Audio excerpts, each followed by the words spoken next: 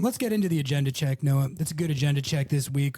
It's a brand new one. It's a brand new agenda check. There's new stuff in here. There's a couple of agendas last week that I think reached their conclusion in my written content for Sounder at Heart, which you should subscribe to Sounder at Heart. Read that. I do a written version of the agenda check every single week.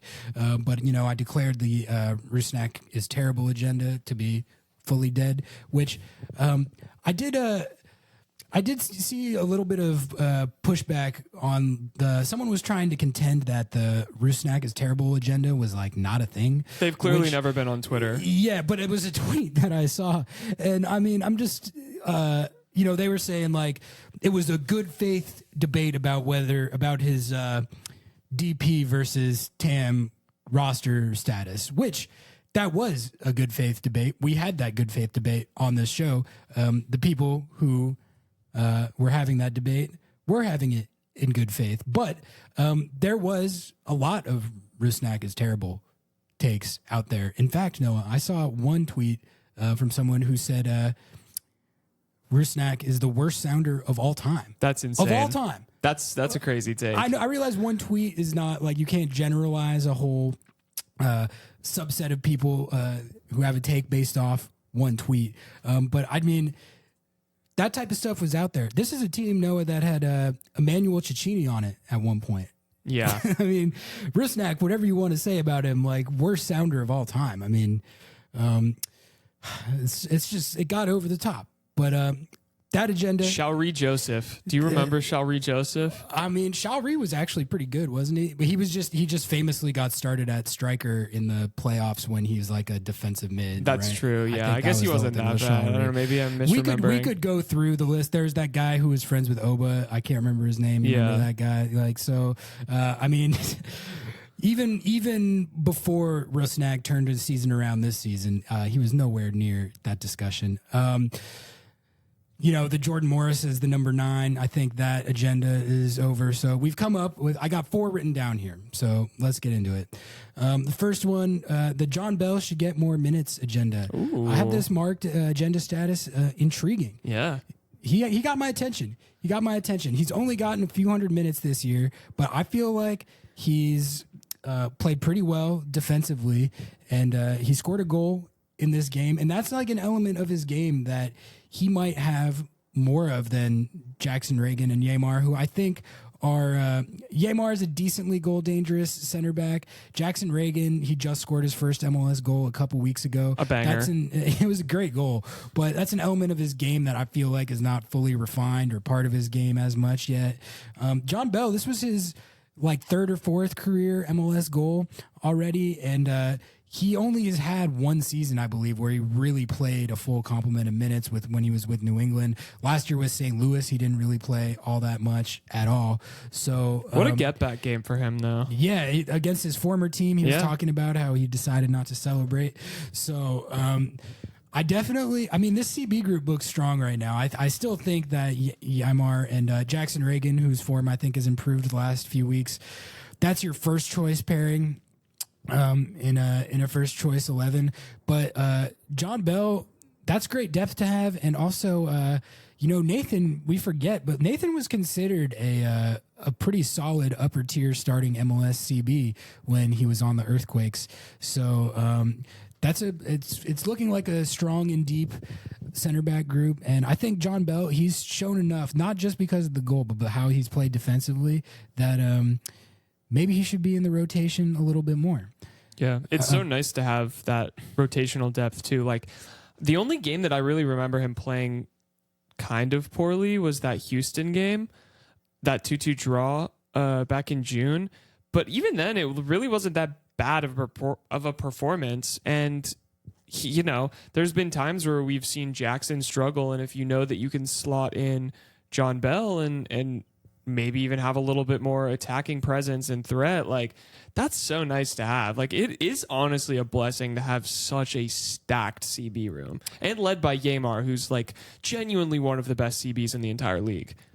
The Christian Roldan should start at right back agenda. This is not an entirely new agenda. We have talked about it a little bit, but not super extensively. And I think this is one that I think is going to be interesting going forward, because I mean you would be starting him over his brother Alex, and I have it marked as intriguing and I think strengthened.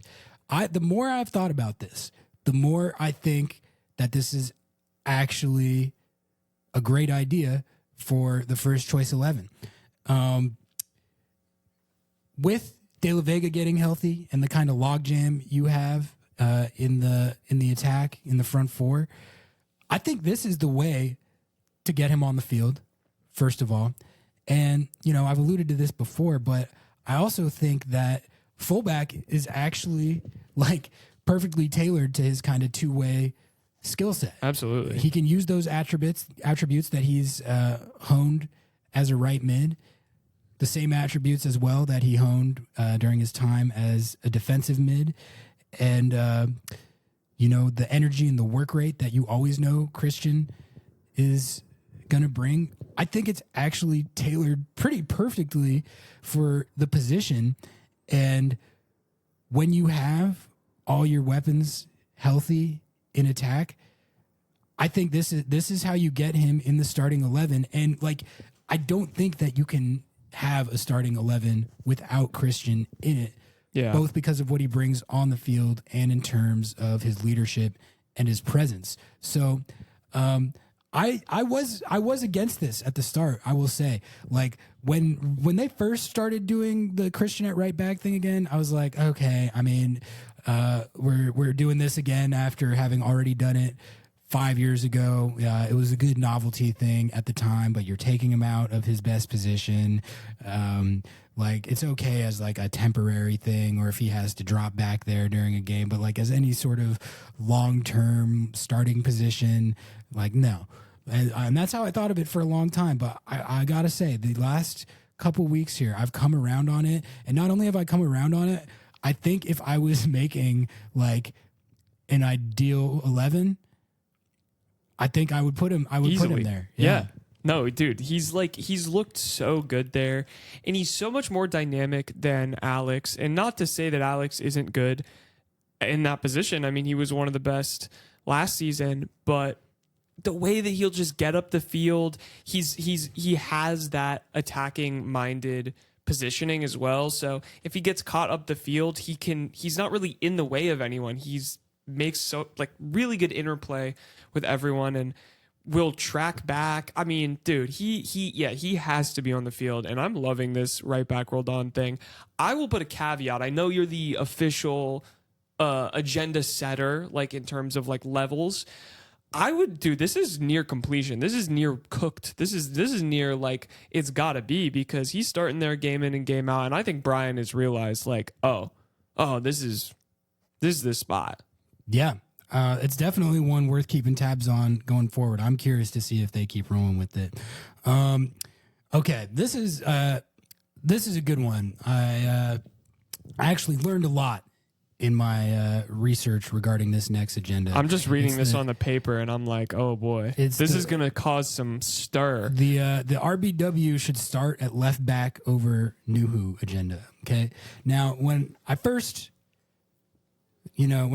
posed this agenda, I pretty much thought that I knew already what my take was. And, I think most people know that I've never been as fervently anti-Nuhu as the purveyors of the anti-Nuhu agenda, of which you've been a part at times. Correct. Of which some of our colleagues at Sounder of Heart have been at the forefront of at times. I've defended Nuhu from the standpoint of, I think it's pretty clear, honestly, what the value he brings as a player is. I understand the frustration of watching him in attack at times. I share those frustrations. But I think he's quite obviously a very good defensive player. And, that's been shown and proven a lot over the years. I mean, this team has been a great defensive team over the last 3 or 4 years. Last year, they were one of the best defensive teams in the league. They won MLS Cup in 2019 and CONCACAF Champions League with Nuhu as a first choice starter. So, you really think a team that's been that good, that consistently on defense over that long a period of time. You think Nuhu really just has nothing to do with that? Like, I mean, I doubt it. And you know who understands that? I think Schmetz understands that, because I really don't think Schmetz would be starting Nuhu in MLS Cups and CONCACAF Champions League games and finals if he didn't realize the value that Nuhu brings on the defensive side of the ball. And not to mention, like, just looking at this LAFC game, for instance, where you're going up against a guy like Dennis Bouanga. If you're asking me just off the top of my head, who am I starting between Nuhu and RBW in a game where you have to play against Dennis Bouanga? I'm picking Nuhu every time, both because of his experience, but also because he has the speed and the athleticism to keep up with a guy like that. And like he did pretty well against Dennis Bouanga in the playoffs last year, except for the one play where he scored a goal and it lost them the game. Which, did that really lose them the game? Because they got shut out. Yeah, they couldn't finish. Yeah. Bouanga is going to get you for one most times you play him. That's just how it goes. Like, for the most part, he did a good job, and that's a lot of the time he's been the starting left back on this team the last few years. That's the level that he's played at on the defensive side of the ball for whatever his attacking shortcomings may be. Okay, so all that being said,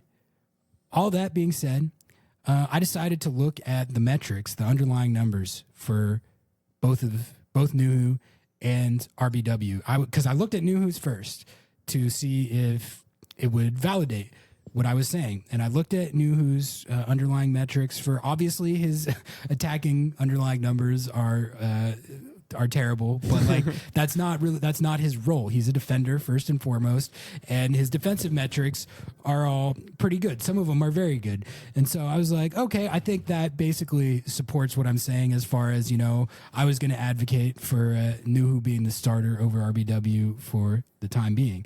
And I felt like what I saw more or less matched up with what I was saying.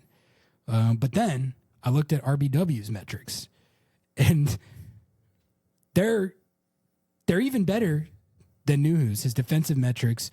But what I was struck by just was how good they were compared to anyone. I mean, I'm just gonna read some of these off because it was eyebrow raising stuff for me when I saw it. These are RBW's defensive underlying numbers. Passes attempted, 77th percentile, very good. Damn. Pass completion percentage, 62nd percentile, pretty solid. Progressive passes, 68th percentile, pretty solid. Progressive carries, 93rd percentile, excellent.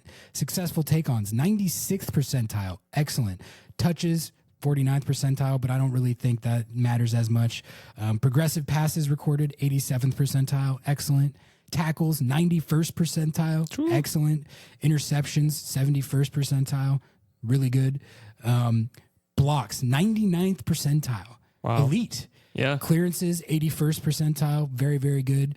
Aerials 85th percentile, very, very good, pretty excellent. So RBW, actually, he's like, just looking at those, he's been playing much better, especially on the defensive side of the ball, than I even thought. Yeah. And with that in mind, I'm not going to say that I necessarily am going to be the purveyor of this agenda, but I think anyone who would advocate for the RBW should be starting at left back over Nuhu agenda would have actually quite a good leg to stand on. So I actually feel like I learned quite a lot in my research on the topic of this agenda. You could say that it is statistically strengthened, right? Like, I mean, wow. I'm like shocked because you can see from the eye test, at least, that RBW is way more dynamic in attack. And I feel like he has some of the similar one-on-one defending chops as Nuhu. Like, that first game back, he slide tackled 3 players and won the ball, but man, that's like the numbers. Listen, we both know I'm not a numbers guy unless they support my cause. So folks, listen to the numbers here. I'll be the purveyor. All right. I'll be the purveyor. Yeah. I was just, I kind of couldn't believe what I was seeing. I think what it brings up too is like an interesting debate over what exactly RBW's best position should be, because, there's been talk over whether he should be a winger or a fullback. And when I see numbers like this, I'm thinking, okay, I understand why he's kind of being seen as a fullback more than an attacking winger. But I also think there might be something to the notion that that a two-way skill set like that can be very valuable as an attacking player. Like we saw that with what Christian brought when he was at right mid, right? So I think there's a discussion to be had still over whether RBW should be a fullback or if they should play him higher up the field. But for now, it very much seems like he is not only a viable starting MLS fullback, it seems like he could be a very, very good one. Yeah. Get him in there more. Let's get more. Let's get more minutes. Let's start him. This agenda is just starting, but I'm down to be the purveyor. The last agenda check I have here, this is a new agenda that I'm not saying that it's taken hold yet, but I'm going to lay the groundwork, okay? It's the Albert Rusnak and Jordan Morris is the best 1-2 punch in the league. This is somehow agenda. Spicier than the last one, I think, Ari. Well, it's very spicy, and I understand. Okay, so you can't call this agenda complete or anything until we see them do it over more of a sample size. Like, I get that. They've only done it over the last, 10 games or so, and there are other duos in the league who have been doing it all season or even dating back to last season. You got guys like Cucho Hernandez and Diego Rossi who have been doing it over a much larger sample size. Bouanga and Matthias Bogus for LAFC, who we're going to see this weekend, they've both been doing it over a much larger sample size. I'm not including Inter Miami in this. They don't count. They're essentially cheating. The Messi and Suarez, obviously, they don't count. They're not factored into this discussion. But for the non-Inter Miami teams, there are definitely 1-2 punches that you would have to put over Rusnak and Morris right now, just on the basis of that they've done it over a much longer period of time. However, the reason I wanted to lay the groundwork for the agenda is because there's still a lot of games left this season for them to maintain this pace, or even all they have to do is maintain 75 to 80% of the pace that they've been on over the last couple weeks throughout the rest of the season, and then they'll theoretically have playoff games to add on to that. If they're able to keep cooking at this level through that stretch of games, who knows? I mean, maybe there will come a time where they have to be acknowledged up there with some of the better 1-2 punches in MLS at the moment. And I think the longer they do it, I'll tell you this, the longer they do it, you're not only going to just hear me pushing this agenda, the national pundits will start to take notice as well. The only reason that they're not taking notice already is because it's only been this most recent set of games. So without falling victim to recency bias, I'm just saying that this agenda could actually take off if they continue to play. Even it doesn't even have, the pace they're on right now is ridiculous. No, it would be impossible to sustain that. But if they keep in roughly this form, I think it could have wheels. I feel like Albert isn't slowing down though. Maybe Jordan slows down a little bit on his scoring production, but I don't know, dude. Albert's a man possessed. I could see this. I could see him potentially, being nominated as a finalist for an end of season award if he keeps, at this pace. Something has been unlocked in him. And, one of the things that while we were both frustrated with the not laying it off to Paul Rothrock, it shows how also locked in Jordan is and trusting in his own ability. When those two are on and focused, man, that's some scary football right there.